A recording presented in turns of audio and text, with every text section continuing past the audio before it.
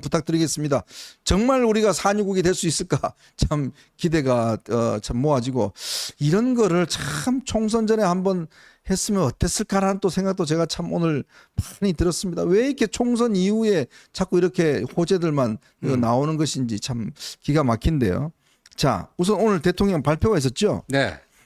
대통령의 국정 브리핑 1호 그래갖고 저게 이제 포항 영일만 네. 뭐 이쪽이죠. 거기에 최대 매장량으로 140억 배럴이다. 근데 이게 현재 가치로 따져보면 지금 삼성전자 시가총액의 5배 정도가 된다. 그러니까 현재 이제 삼성전자 삼전 그 시가총액이 440조 정도 된다니까요.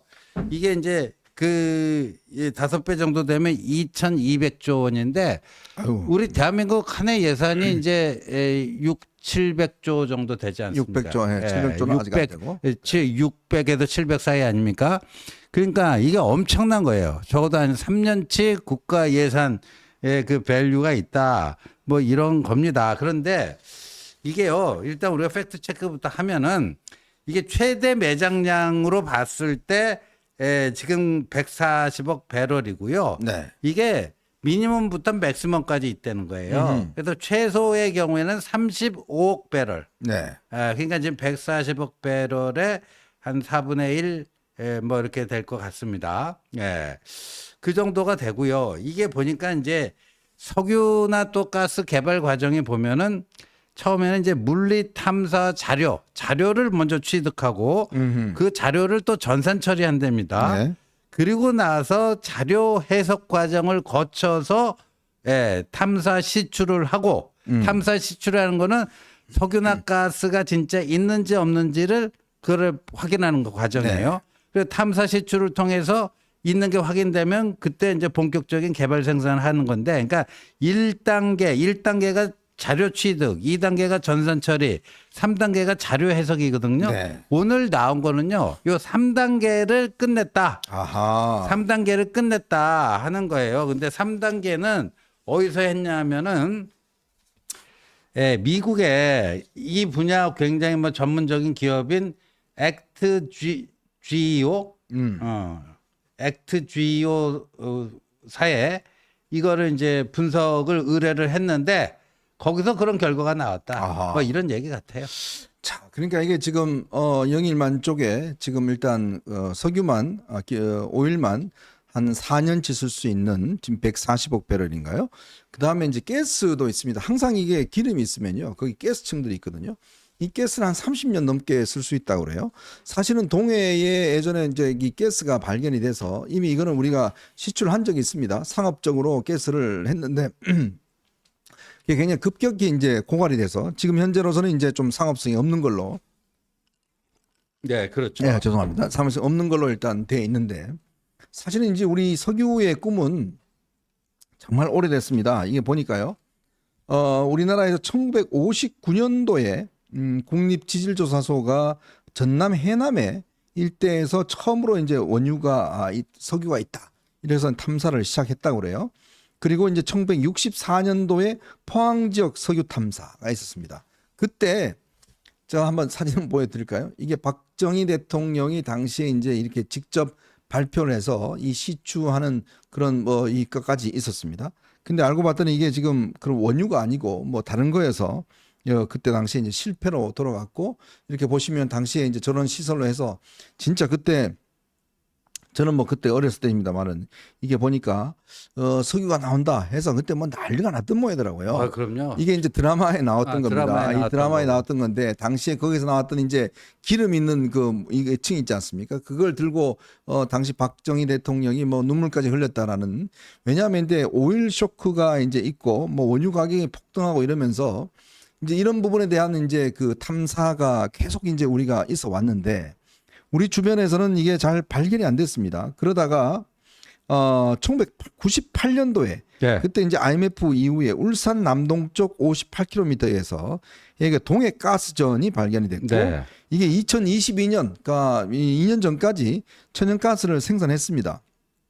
그러다가 이게 이제 지금 4,500만 네. 배럴 정도. 네, 양의 천연가스를 생산해서 했는데 이게 아마 당시에 수입 대체 효과가 2조 7천억 정도. 네, 그 정도 됐다라고 그 정도 해요. 났고 그렇지만 그 이후에 아마 이게 이제 굉장히 그 천연가스가 급격히 줄어들었던 모양이에요. 네. 그래서 현재로서는 지금 멈춘 상태라고 합니다.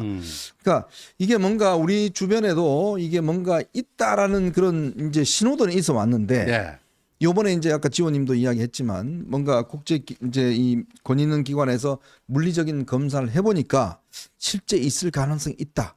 근데 이게 비용이 말이죠. 네. 구멍 하나 이렇게 뚫는데 예. 1,000억이 들어간다면서요? 그러니까요. 네. 공구 하나, 그 1공구에 1,000억 원, 1공 구멍 하나 뚫는 거 시추하는데 네. 이게 1,000억 원 든다니까 진짜 엄청난 비용이 되는 것 같아요. 그래서 일단 이것도요 시추를 할 때도 탐사정이 시추를 해갖고 그 지역 내에 석유나 가스가 있는지 없는지를 확인을 하고요. 네. 그다음 만약에 있으면 2단계로 이제 평가정 시추라는 걸 한답니다. 이건 매장량을 파악할 때 네. 하는 거랍니다. 그래서 이제 탐사정 시추로 유무를 판단하고 있다면은 평가정 시추를 통해서 매장량을 파악하고 그리고 나서 개발 계획 수립 및 뭐 생산 시설을 설치한 후에 석유가스를 생산 개시하는데 첫 탐사부터 생산까지는 한 7년에서 10년 정도가 소요가 된다. 7년에서 10년 정도. 근데 이건 뭐 저도 이전부터 이제 뭐 북한에서도 뭐 그 석유 나왔다 뭐 그런 적이 있었어요. 네. 그래서 우리나라 그 대기업들도 관심 갖고 뭐 했었거든요. 근데 그게 이제 그거는 이제 서해 그 남포 앞바다, 남포 부근 해역이었는데 서해였는데 그거 뭐 아직까지 나온 거 없습니다. 뭐 영원한 꽝일지 뭐 그건 모르겠는데 근데 이게 석유하고요 온천 있잖아요. 네네. 이거는 정말 모른대요. 아하. 제가 그때 그 관련 회사 사람들하고 좀 그 대화할 기회가 있어갖고 물어봤더니요. 이거는 정말 가능성이 높다 그러는데 꽉 날 수도 있고. 네. 별로 이건 뭐 매장 가능성이 높아 보이지 않는다는데 갑자기 터져 나올 수도 있고. 네. 석유하고 온천이 그렇답니다. 근데 이게 참 이제 경제성이 문제일 거예요. 네. 왜냐하면 지금 사우디아라비아나 이렇게 중동 나라들은 그냥 조금만 파도 그냥 그렇죠. 퍽퍽 나오잖아요. 네. 이게 비용이 별로 안 들어갑니다. 그러니까 워낙 저비용으로 이제 이거를 시추를 하다 보니까 그렇게 썩 돈이 많이 들어가지 않아요. 왜냐하면 사막 같은데 뭐 농부들이 일하다 두드리면 거기서 그냥 펑 터져 나오고 그 안에 매장량이 뭐 아주 어마어마하게 있기 때문에 나름대로 어떤 굉장히 저비용으로 싸게 하는데 문제는 이제 기름값이 싸면은 우리가 시추 비용이 안 됩니다. 지금 이 미국 같은 경우도 샌드 오일이라고 그래서 이제 이 안에 그 모래층 안에 있는 기름 있지 않습니까?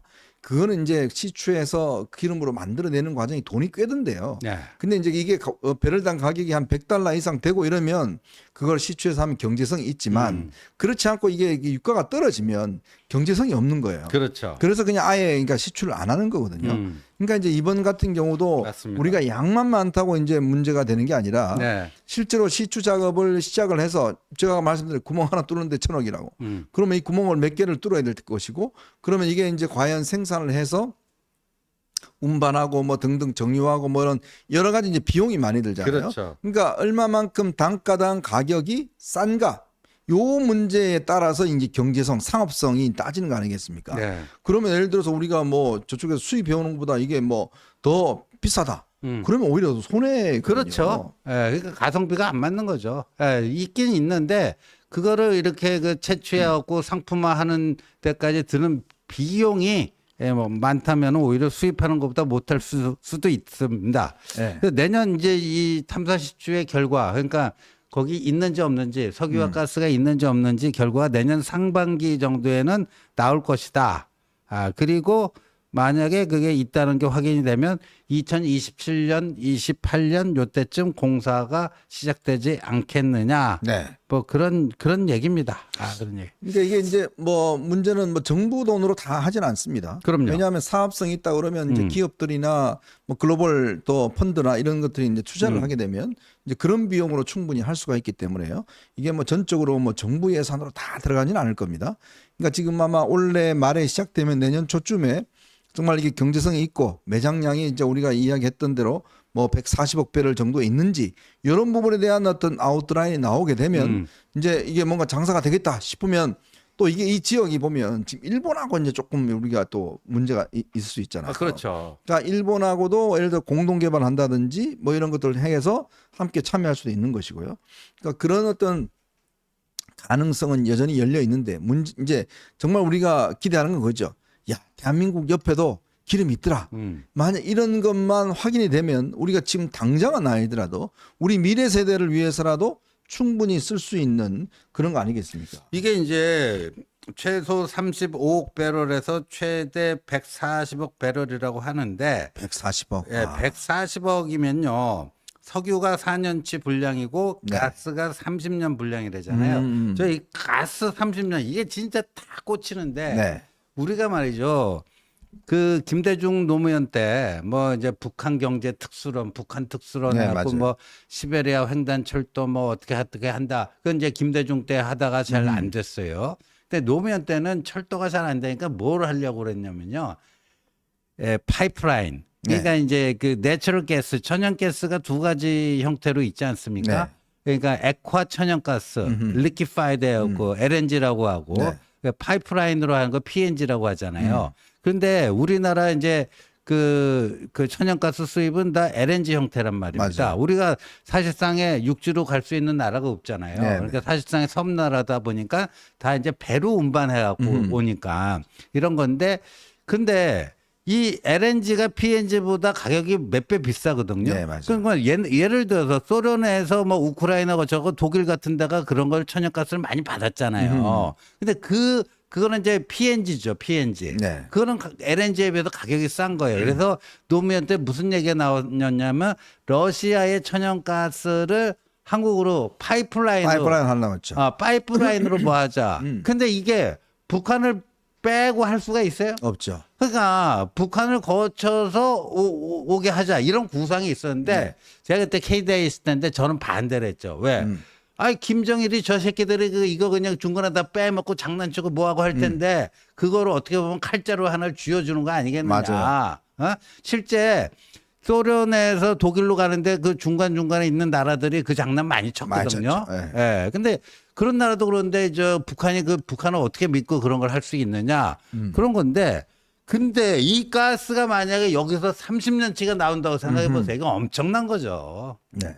그러니까 이게 뭐 당장 개발을 하지 않더라도 또 우리 후세들한테 넘겨주더라도 분명히 하여튼 있는 사실 확인만으로도 저는 아마 대박입니다. 그러니까 그것만 확인해도 정말 저는 큰 성과다. 왜냐하면 뭐 당장 우리가 뭐 쓸 수 있겠죠. 그렇지만 또 후세를 위해서 또 남겨둘 수도 있는 거거든요. 뭐 그런 여러 가지 가능성도 있고 아까 우리 지원님 이야기했듯이 지금 만약에 그때 우리가 이 파이프라인이 됐다 그러면 지금 우리 다 망했습니다. 그럼요. 예, 지금 독일 보십시오. 다 망하면 왜냐하면 이게 놓여지면 싼 값에 들어오면 LNG 이제 개발 안 해요. 유조선 안 만들어요. 그러면 지금 독일이 딱 그 꼬라지거든요. 그러니까 완전히 의존하다가 다 망해버린 거거든요. 그러니까 그거는 정말 국가 지도자의 어떤 해안이 정말 중요하다라는 걸 우리가 다시 한번 확인할 수가 있을 것 같습니다. 어쨌건 이번 발견 정말 조금만 더 일찍 했더라면 라는 생각이 정말 그래서 이게 아유, 드는데. 총선 한 달 전쯤에 딱 발표됐으면 좋았을 텐데 아유, 아쉬움이 정말 듭니다. 모든 게 아쉬움으로만 남습니다.